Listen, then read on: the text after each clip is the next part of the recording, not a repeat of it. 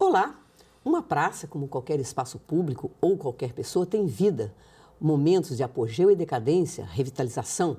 Assim aconteceu com a Praça da Estação, no centro de Belo Horizonte. Uma biografia que é contada de modo inteiramente original no livro Estação em Movimento. O autor, nosso convidado de hoje, o professor da Escola de Arquitetura da UFMG, Flávio de Lemos Carsalade, criou uma obra com traços históricos, fundamentada em pesquisa rigorosa, mas também com traços ficcionais, simplesmente inclassificável, como vocês vão ver.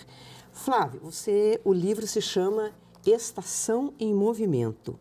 A capa desse livro aqui, ó. Ele é resultado de alguns anos de estudo, né? Sim. Às vezes me perguntam quanto tempo eu demorei para escrever esse livro. Eu digo que são 35 anos e alguns meses. Porque inteira, durante a vida inteira, a minha vida profissional inteira, eu vivi e trabalhei muito na Praça da Estação, né? Seja como arquiteto, como administrador público. E temos que somar esses 35 os outros anos de juventude que eu também frequentei a Praça da Estação. Pois é, você fala que parece, inclusive, com profissões modestas, você circulava ali. Como é que foi esse seu percurso pela praça? Eu comecei a trabalhar com 13 anos de idade e o escritório em que eu trabalhava era na Avenida Amazonas, edifício Codó, né? Pertíssimo ali da Praça da Estação. Então a gente ia muito à Praça da Estação para, de vez em quando, tomar um caldo de mocotó, alguma coisa assim, né? Então eu tenho também essa lembrança afetiva da Praça da Estação. Engraçado, você sabe que eu frequentei lá, acho que nos anos 70. Não era caldo de mocotó, mas era o único restaurante vegetariano que tinha na cidade.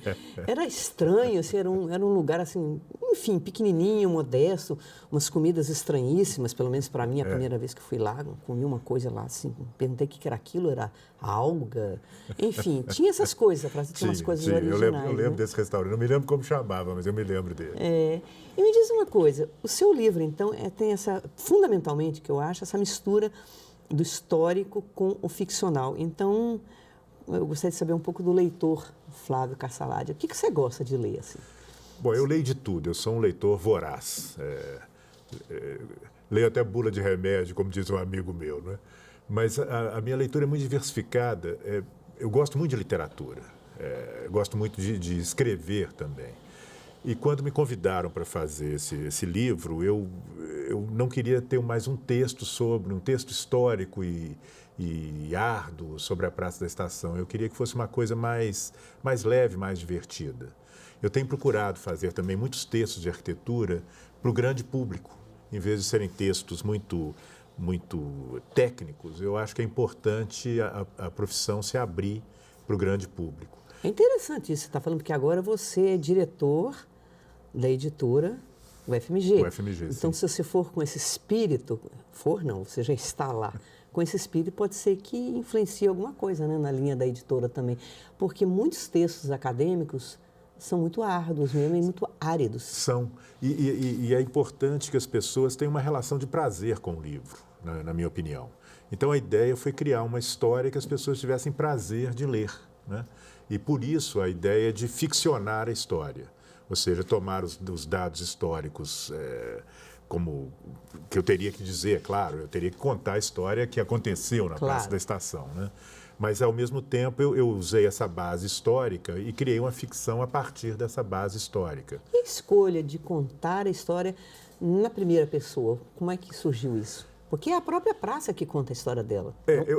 Né? Ela fala eu. Os edifícios falam em primeira pessoa, né? Então, como arquiteto, a gente trabalha muito o edifício e ele é uma relação criador-criatura, e essa criatura ela acaba tendo uma personalidade. Quando a gente faz um projeto, é como se a gente estivesse criando uma personalidade. Uhum. Então, eu imaginei que esses edifícios teriam sua personalidade a partir da sua forma, seu estilo.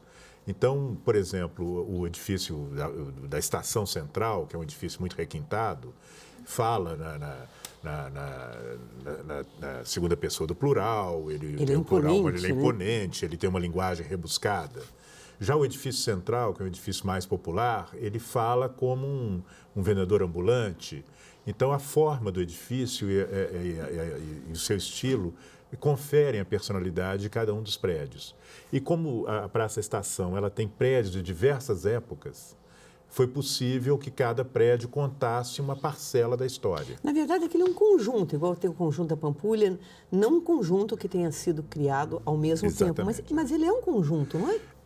Ou é uma linguagem correta falar isso? Não, a linguagem técnica que a gente inclusive usa é o conjunto urbano, para dizer que, apesar dele não ter sido todo erigido numa mesma época, né, ele se configura como um largo urbano, né, um conjunto urbano que tem importância histórica. Então, a ideia do conjunto é mais associada a essa ideia da história do que propriamente a ideia da história e do espaço, né, do que propriamente do fato dele ter sido feito numa mesma época. Só lembrar, assim, o que faz parte desse conjunto, rapidamente, assim? Bom, a Casa de Santa Marinha, o 104 Tecidos, claro, o próprio prédio da estação, o edifício Itatiaia, o edifício Sul América. Atrás, na Rua Sapucaí, a gente tem a sede da Rede Ferroviária Federal. Temos também os galpões da rede ferroviária ao lado do edifício da estação. Tem até aquelas casinhas ali que eram casinhas ferroviárias. Parte, né? Faz parte, claro. Faz parte da história. Né? Mas era parte importante. O prédio de artes e ofícios, né? O museu, né? O Museu de Arte e Ofício, ele ocupa hoje o edifício central e a antiga estação do outro lado da linha, né? Mais voltada para Sapucaí. Apesar de ter vários estilos, né? Porque de várias épocas, assim, várias épocas, você acha que tem uma harmonia? Eu acho que tem uma harmonia e ela principalmente pela escala dos prédios, né? Os prédios mais verticalizados, eles estão mais distantes da praça. O que tira a harmonia, eu imagino hoje, são os prédios os prédios verticais que estão sendo construídos após a Rua Sapucaí, né? Atrás da Rua Sapucaí. Isso, aí, digamos, acaba, aí ali é a fronteira, né? Talvez até aquele arco de Santa Teresa, aquilo ali está próximo, ainda tem um pouquinho assim, de diálogo com a praça, vamos dizer assim, né? É uma paisagem ainda bem aberta naquele trecho, né? Uma paisagem que você consegue ainda abarcar com os olhos. Né? E me diz uma coisa, em relação ao próprio livro, assim, é lógico que são muitas partes do livro, mas assim, eu vou tentar resumir algumas coisas e você completa. Eu vejo, né, tem a parte histórica contada na primeira pessoa, os prédios ali se apresentam e são dados históricos, então, como você disse, tem a estação, tem esses elementos todos. Depois você tem não sei se a gente chamaria de capítulo, mas tem uma parte que é o diálogo das estátuas, que são as estátuas que ficavam ali, né, e foram deslocadas para outros lugares. Tem um capítulo também que são os documentos também, né? São documentos mesmo mostrando as necessidades. Vamos criar um galpão aqui, vamos aumentar ali. Principalmente me impressionou muito a questão da tecelagem. Eu pensei até que estava lendo errado. Assim, 5 milhões de metros de tecidos tem um momento. Depois chega no momento mais adiante, são 500 milhões de metros de tecido. Ou seja, parece que Belo Horizonte foi um polo. A tecelagem foi muito importante em Belo Horizonte, né? Esse capítulo do 104, que é onde existiu a fábrica têxtil, ele foi construído, na realidade, a partir de uma pesquisa em documentos da própria empresa e também relacionado com a questão da industrialização em Minas Gerais, né? Então, eu consultei vários livros sobre industrialização em Minas Gerais para buscar esses dados. No entanto, claro, os memorandos são ficção. Né? São memorandos.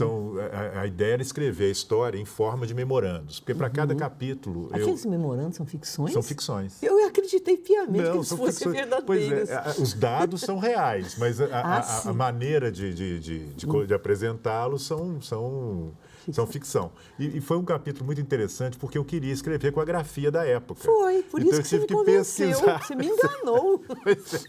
Que é interessante, é um jogo para o leitor interessante. E eu tive que pesquisar a grafia da época, não foi uma coisa fácil, né? Lógico, porque teve diversas... houve diversas mudanças ortográficas naquele período do início do século XX. Agora, tem também um capítulo que é muito interessante, que é a ficha de registro dos hóspedes, né, que você elegeu alguns e também são reais, né, essas fichas, e ficcionalizou. Isso a gente vai abordar depois. Tem também o diálogo também já do tempo atual, que é o Viaduto Santa Teresa, o diálogo dos viadutos. Na verdade, é o Viaduto Santa Teresa com o Viaduto da Floresta. São os dois? São os dois. A ideia é porque, como hoje existe um evento muito importante em Belo Horizonte, Sim. que é o duelo de MCs, né, que é feito debaixo do Viaduto Santa Teresa, a ideia foi que os viadutos fizessem um duelo entre si, contassem a história pessoal de cada um na forma de um duelo de MCs. Né? É interessante que lá tem o duelo de MCs e no diálogo tem uma certa rivalidade entre os viadutos também, é um duelo verbal também. Isso que eu achei a rivalidade tem que ter, para ter um bom duelo tem que ter uma rivalidade. Não é? Muito bom. Bom, nós vamos fazer um pequeno intervalo e nós voltamos daqui a pouco, daí já abordando especificamente essas partes do livro. Até daqui a pouco, então.